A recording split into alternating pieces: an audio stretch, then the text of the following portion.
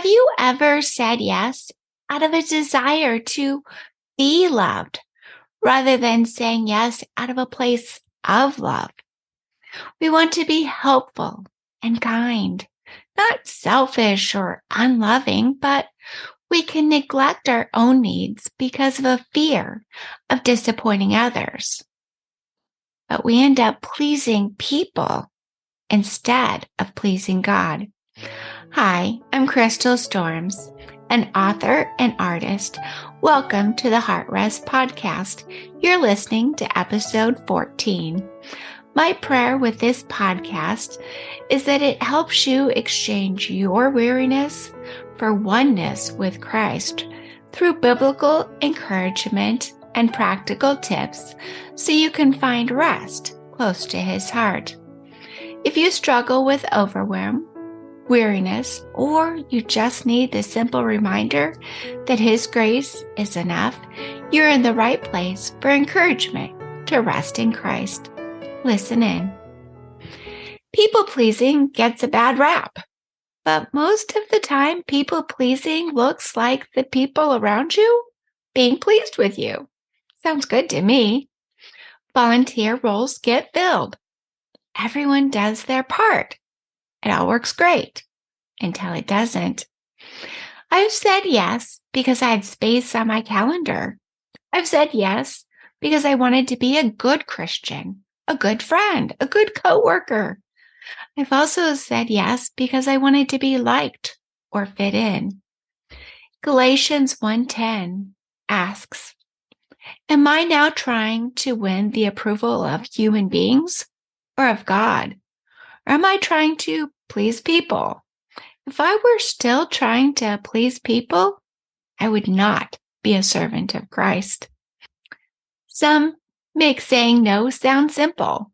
They don't appear to struggle with the tension of saying yes or no. They even seem okay with not meeting others' expectations. Choose your best yes. Keep first things first. God, your husband, and loved ones. Make choices today that you won't regret tomorrow. I love it all and agree wholeheartedly. But disappointing people hurts. Instead of bringing smiles, a no brings other stress.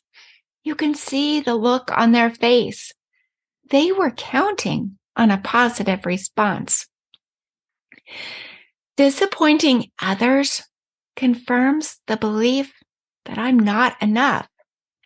If only I had more energy, more time, more capacity. If I didn't need sleep or time to recharge, I could say yes to all the things. But I can't. So the requests continue to pile up, and I work to craft a gracious no. Listen to episode 12 to learn more about a gracious response. Disappointing others is part of saying yes to God's best. Mary understood this.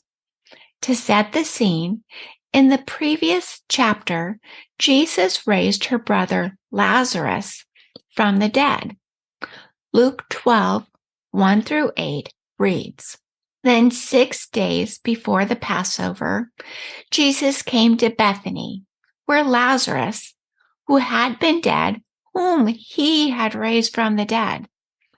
There they had made Him a supper, and Martha served.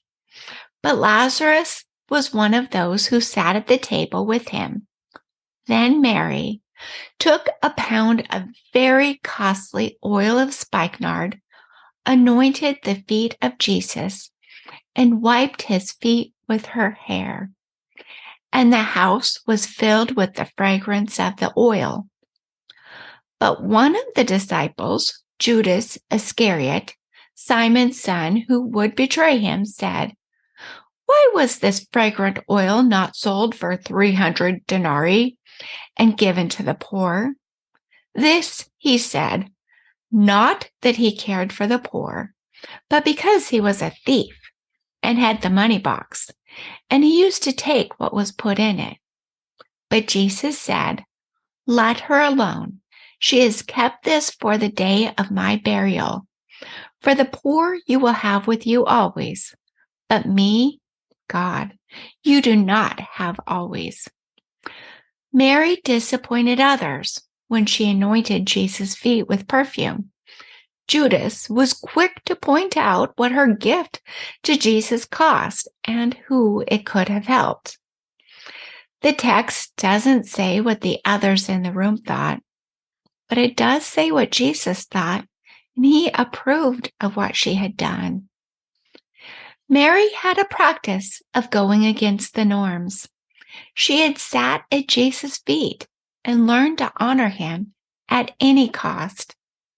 She ignored Judas' protests and humbly washed Jesus' feet with her hair.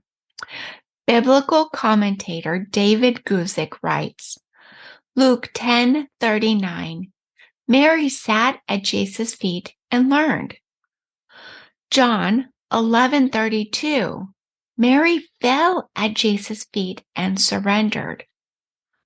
John 12:3, Mary anointed Jesus' feet and honored Jesus. Sitting at Jesus' feet enables us to say yes to God's best.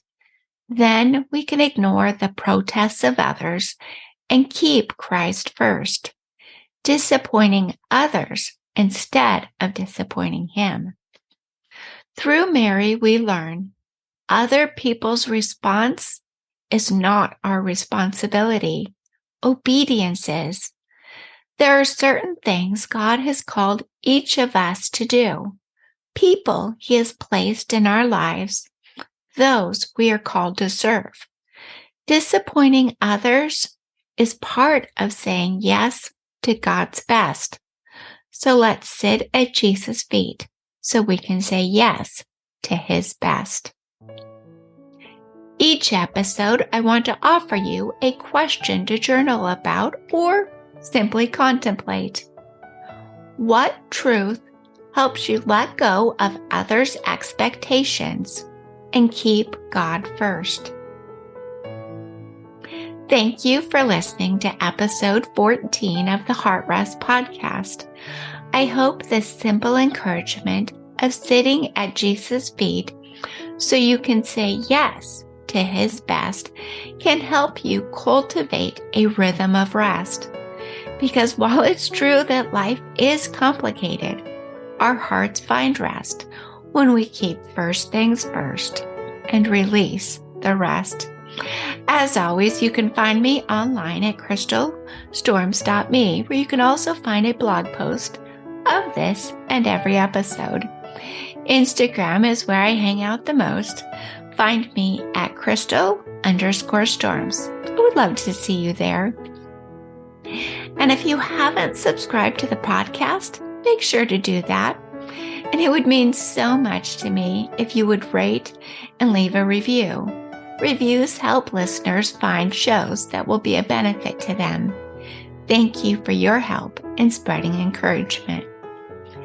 As we close, I want to leave you with a quote from Eleanor Roosevelt.